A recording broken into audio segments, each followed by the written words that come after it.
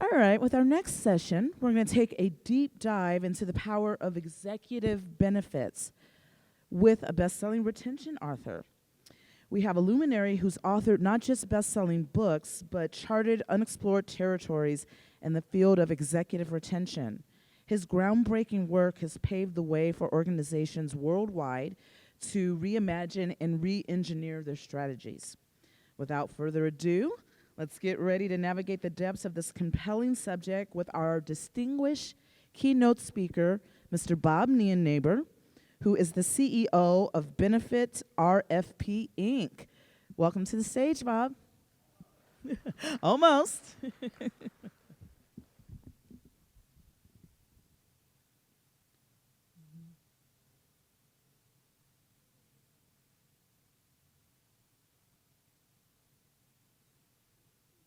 All right, welcome, Bob.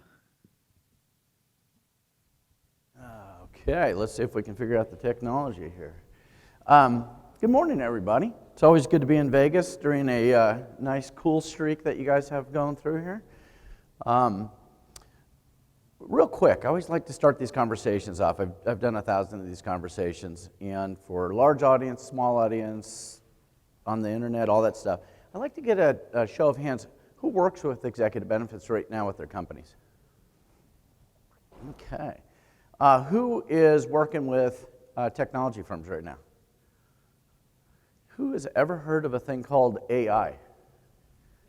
Right? Everybody's heard about it. You hear the horror stories on the news. You hear how it's going to change the world. It's going to eliminate a lot of jobs. All these different things happen. There's a lot of different types of AI. I'm going to talk about how AI works in the financial world. The company that I represent is a leader in artificial intelligence used in corporate benefit programs. Anything that touches wealthy business leaders, high-income earners, very successful people, we're using that technology. And we use it in a way not to eliminate jobs, but to actually refine and make products better for companies. So we load technology with data that goes into our AI that then compares products side by side, so that if you're looking for investments, you can compare every investment in the world and come out with the best one based on the demographics that you're putting in there. Same thing with executive benefits. There's a lot of tax laws, a lot of regulations, a lot of different things that go into the mix on these things. And we load a lot of data in there so that based on the demographics of the client that's putting the information in there, it can spit out the best plan. And people don't realize that things like executive benefits now are profit centers for companies because of the regulations, because of the tax code, because of all these different things, because you can compare the complete marketplace. And it doesn't eliminate jobs, it simply makes products and programs much better. So we hear the noise from the government saying, we got to control, got to control, got to control. Those are usually people that just want to take control of that world. It's a good marketplace. It's just the next level of technology that's out there. So don't be afraid of it. What I'm going to do, though, and one of the great things that you're going to see with artificial intelligence is executive benefits have long been the most confusing aspect of any type of corporate financial planning. A lot of rules, a lot of regulations, a lot of red tape. You're playing with some big dollars in this marketplace. A lot of things can go wrong. What artificial intelligence has done is made this platform very easy. I used to get up and do training programs. I've been doing this for 30 years. I used to get up and do training programs for folks. It would take 2 hours. They would get 10% of what you're talking about. Because artificial intelligence now takes and accumulates all that behind-the-scenes complex stuff that's really confusing, you don't have to worry about it anymore. Now you just plug in your information and it spits out the results that are going to be the best for you, for your company, for your top people, those types of things. So we're going to take a real quick deep dive. It'll take about 20 minutes. And, it's very important that if you have questions, stop me, because this is for you guys. This is not for me. I've been doing this for a long time, represented companies, smaller companies, all the way up to the Fortune 100, national, international, anything that's out there, we work with these programs. Very important to know who you're working with in this marketplace now. Know that they're getting awards. Know that they have top service awards. The best programs out there are not simply the companies that have the best technology. It doesn't matter if it's proprietary or shared technology, anything like that. You still want a consultant or somebody that you're working with to help navigate you during the process. Other than that, though, you want to know the company's got the good tools, got the right tools, because there are some folks that are doing AI in a very bad way in the marketplace, and they are taking the wrong information, putting it into plans, and it causes more of a problem than it is helpful. So know your technology. We always share all the different awards that we get. We get a ton of awards. We're on covers of magazines. We're listed as one of Silicon Valley's top 30 tech firms. We have a lot of different things behind us. We have a lot of service awards. The greatest thing as the CEO representing this company is we've never had a lost audit. We've never had a lawsuit. We've never even had a customer or participant complaint. Those are the things that I hold true to whether you're doing it right or not. Because if you do have those problems, you got a lot of other problems. Our mission's simple. We want to partner with clients and consultants to help create and refine the top performing cultures. We want to be representing and working with companies that are here and want to go here. So we're always going to stay in contact with their top people, make sure they're rewarding the top people, make sure they're putting extra money in their benefit plans or stock plans or whatever it may be, but we don't want it to come out of the company's pocket. There's a lot of regs, a lot of tax laws, a lot of banking rules that actually, just like if you're buying a house and you have a renter paying your mortgage, it's the same thing. Banks pay for a lot of pensions. Tax laws pay for a lot of pensions. A lot of different things, and millions of dollars going into these participants' accounts by doing that without it coming out of the company's pockets all the time. And that's what you want. You want to serve as a profit center for an organization.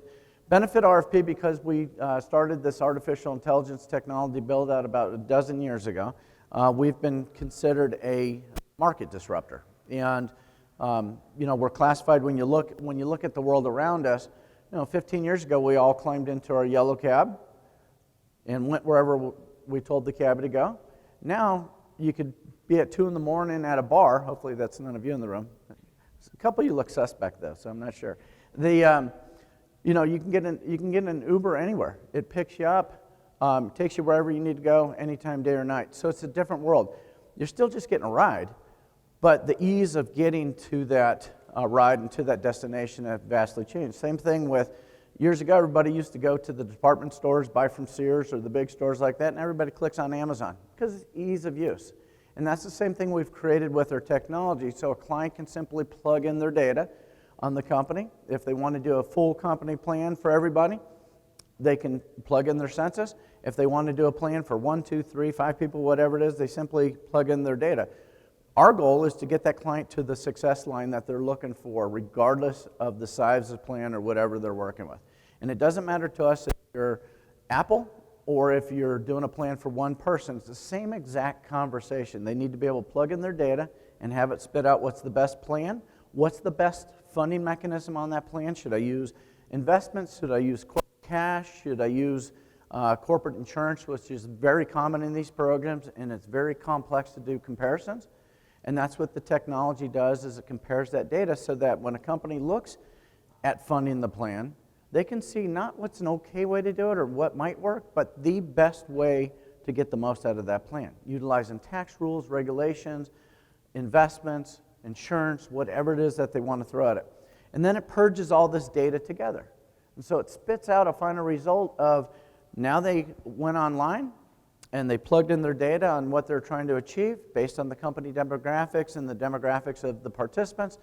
It tells them the exact plan that they should be in, or plans. There might be multiple plans because plans are different for employees versus owners because of stock share reasons and all that. So it changes a little bit. And then it aligns the product for that purpose, and then it spits out the right plan and program. A lot of people always come to me over years and years of doing this, and they say, well, executive benefits, that's just doing a deferred comp plan, right? No, there's literally tons of different ways you can go with these plans. You have to look at each individual situation. An international company is going to have a different situation than a U.S.-based company alone. A for-profit or a non-for-profit is going to have a very different atmosphere and thing that you got to deal with, from tax laws and tax rules and regulations. So you got to look at everything differently. But there are literally a ton of different ways you can go. And companies always come to me with one fear: it's going to cost me a ton of money, right? No, it's actually going to reduce the cash flow related to paying your top people or even yourself. It's going to put you in situations where you can have money come out of your accounts tax-free or on a tax-preferred basis. And again, remember I said we've never lost an audit, we've never had a lawsuit. This is all U.S. regs, and this is all U.S. tax law. How many people in the room would argue with me that you can pull all of your money out of a corporate 401k plan 100% without you paying the taxes on it? Come on, there's got to be some challenges out there. Where's my tax people? All right, you guys are being shy. You can. Tax law allows you to take dollars out of things like any corporate pension plan. So if I have a 401k and I have $2.5 million sitting in there, most people make the mistake of pulling that money out and they pay half the taxes. You don't have to do that. DOL's had a rule on the regs that exists before 401ks even exist. So it's a matter of knowing how these rules construct. The other thing is you're in Vegas. I live in California. California's got a top tax rate of 13.3%. We hate it, all right? And so when you're making high income, you learn to set that money aside, because I can retire in places like Nevada where I have zero taxes, and I can use the source tax rule, and I can get all that money out without paying any state taxes. So there's provisions that are out there that enable you to maximize the value for your participants or for yourselves if you're a business owner, that type of thing. So we introduce people to a lot of these different regs. This is all part of what's inside of the technology so that when people go to set aside money, they get the maximum results while it's growing. And then when they are getting ready to retire or make a significant financial distribution, they do the right things that enable them to transition those dollars so that they can get it out in a preferred way. Here's what drove this whole technology.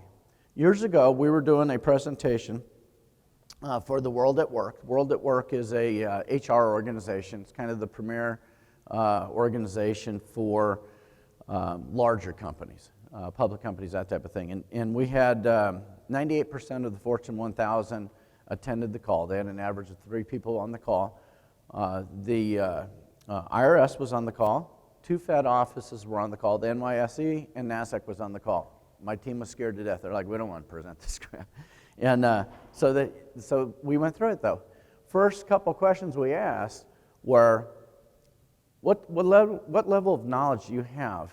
And remember, these are people that are representing the Fortune 1000 companies out there. What level of knowledge do you have in this space that you're working in? 3% felt they were 100% knowledgeable. 97% were 70% knowledgeable or less. And these are people with direct jobs. There's a lot of confusing aspects that goes into this. And we looked at that and said, wait a minute. You take smaller companies where people don't have dedicated jobs working in this space, or you take even private companies where an owner or senior people are walking around with 3 hats on every single day. They don't have time to pay attention to all these regs. And that's where we built the technology that then created what we have today, where it compares everything, puts everything in the data bank. So we go through real quick. These days you don't have to know how to sell executive benefits. You don't have to have a lot of understandability about it, because you're simply plugging in what you want to have happen, and then the demographics of who you want to do something for. And so we have a live diagnostic video call. We do this not just with executive benefits. We're rated as the top international risk and wealth management firm out there. We do wealth management. We do risk management. We can do commercial P&C side by side. We can do succession planning, so if somebody's getting ready to retire, they want to know what their business is worth, they can go on our data bank of 30 million companies and see what their business is worth, and then do the right process of selling it. And there's a lot of different ways of selling it, just like there's a lot of different ways of doing planning programs. We can do it for individuals, we can do it for companies, so we have a lot of different things. We give them a score. They see a score of how they're doing right now on what they've put together today, and it's a benchmark. It's just an automatic benchmark. On the left, it says, here's your score today. Here, when you start flickering a couple of different switches that maybe you're not taking advantage of right now, here's what you can do. Here's what the financial impacts are of doing whatever it is you're doing. So a company can make these decisions long before actually implementing the plan. They can start playing with it and kind of come up with a tool. If somebody's not on the call, let's say the owner can't make it, or their tax advisor or attorneys can't make it, they'll get a boardroom-ready document that gives, in layman's terms, what they need to do. So I can hand it off to somebody else, and they'll provide me with all the different things I need to get done. This is just a quick way of how, it's called the heat map. It's the piece that compares all different financial products side by side. And it's an apples to apples. Every single bit of data that goes in goes across the board. At the end of the day, we can see exactly what product is going to be the strongest for a client to get into based on their demographics, based on their financials. And so like on this one, for example, it looks like column 4, that would be the investment group that would win. And then you'll notice it gets darker again under about the 3rd or 4th year under column 8. And then when we would transition the plan. But we look at this on an ongoing basis because this matrix system is just not a one and done situation. It looks at it and compares it on an ongoing basis. So if product changes, if company comes out with something that is more economically sound or more competitive in the marketplace, clients can see that and they pick it. We never pick product for clients. We don't sell products, and we manage billions of dollars in this space, but we don't sell products because clients pick it themselves. We just plug in their demographics. They can run a financial review. Small plans. If your company has an executive benefit plan already, small plans, when we do an audit, generally finds $2 to $3 million bottom line as soon as we get done with it. It generally takes 24 hours to get the final results done from an audit. If you don't have a plan and you're thinking about doing a plan, this gives you the opportunity to do the plan right from day one. So it puts everything together for you. And you can run through. If it's a mid-sized company plan, it's generally $3 to $5 million that you find. This is simply by restructuring how the products are being used in the product. So it's not like you're selling something new. It's not you're not buying something new. And then what we do is, because this is confusing not only for companies, but all the participants. Think about the HR person that's in charge of putting together a corporate plan for their top senior executives, board members, all this kind of stuff, owner of the company. If they do something wrong, what happens to them? They cost somebody a lot of money, they get fired. Number one turnover in the executive staff is your HR team. So HR people look at this stuff and go, I don't want to touch this. This is the third rail. Don't want to mess with this. When you have the tools necessary, now they can be comfortable. They can share it with the team. They can say, this is what I'm bringing to the table. With that team, the team can then pick, this is how we want to fund it. This is what we want to do with it. So they are assisting the whole organization with the deal, getting the right financial results out. More importantly, though, is all the participants then have an automated piece. We call it a total reward system or a concierge system. They can go in, they can plug in all the data and see what setting aside the money today is going to mean for them in the future, how to pull that money out in the best tax-preferred method or methodologies if they have a lot of different things going on. It can involve what's in the plan. It can involve their spouse. There's a lot of just moving pieces, but a participant has the same exact ability to go in and find out what's best for them, using the same heat map methodology, the whole thing. So all the turnkey pieces are out there. I'm going to give you a quick example of what you normally see, and then I'm going to wrap this up. Tax facts. In America, you don't have to pay taxes yourself. Government doesn't care, okay? And if you're in a high-tax state or a high-tax country, you're in one of the highest tax countries in the world. I, for whatever, I guess, unlucky card pulling, landed in the highest tax state in the highest tax country in the world. So, that doesn't make a lot of sense. So I utilize this stuff. But when you look at this, paying taxes is voluntary. It has to get paid. You don't have to pay it. You don't have to pay it. You can have a bank pay it. You can have your brother pay it. IRS doesn't care who's paying it. It just has to get paid. If I'm setting aside money in things like 401ks or deferred comp and I'm doing it pre-tax, I'm okay. But if I'm trying to save money for the stock market or something like that and I'm putting my own money in there, I have to take after-tax dollars and put it in. And if I'm in a 50% tax bracket between federal and state, I'm losing 50% before I even get that opportunity. Or I can go to a bank and I can borrow the same money, put into that plan, and pay 5%. Now I have a 45% arbitrage. This is what you do on these programs. And there's a lot of different moving parts and pieces when you're going through this. But you look at all these different things, and this is an actual case I'm going to take you through. An entrepreneur making $7.5 million a year. He's out in Sioux Falls. He pays $3 million in taxes each year. He's a younger guy, 43. He was going to lose $106 million by the time he was age 65. That's taking the amount of taxes every year, because remember, when you lose taxes, it's not a one-time event. You no longer have the ability for the compound interest off those dollars. And so when you defer, or when you recapture that $3 million, and now that money becomes working capital for you, now you're in good place. This person would have lost $106 million. That's based on him being able to set aside these dollars in a 4% investment return program. We put together a bank program for this individual. Individual put away $1 million into the plan for 5 years. So his investment into this plan was $5 million total. Bank contributed additional $17.9 million. That included everything they put in the plus interest. They paid into it for 10 years. Starting at age 58, because of tax laws in the U.S., the individual is able to pull out a fixed distribution of $1.79 million. Remember, he put in $5 million total. Pull out $1.79 million a year until age 90 is what was illustrated, because that's what his expected death age is. If he lives to 150, it'll still keep pumping that money out. Doesn't change anything, but we just want to monitor on what we think is going to be real. At age 91, he still has a $95 million cash value balance, $110 million tax-free death benefit. It's 30 times, not 30% return, 30 times what this individual put in. Remember, they were going to lose $106 million, so we recaptured more than the $106 million just by doing some simple programs. And these are all guaranteed programs when you're working with the banks on these, because banks have to follow under a reg called AG 49, which is a very, not to get into the details, very conservative look where the bank has to come out ahead. Well, the participants are on the same side as the bank in those cases. So again, AI is not your enemy.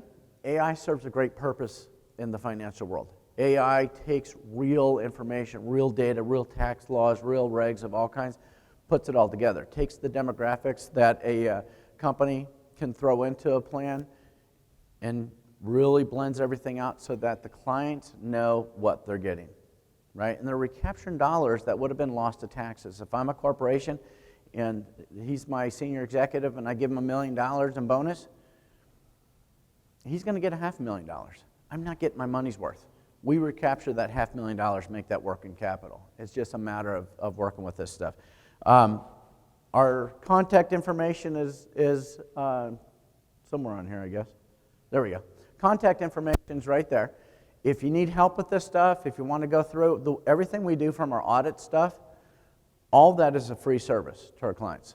All concierge reporting, all that is a free service to every single client that we work with. And we just work with a ton of clients, and that's how we operate in this area. I'm getting the hook.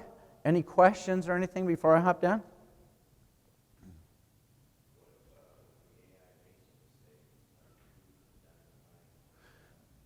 You know, that's a question that always comes up. Where I see AI making mistakes, we beta test everything. You can't make a mistake in the financial world because it's going to cost you dearly.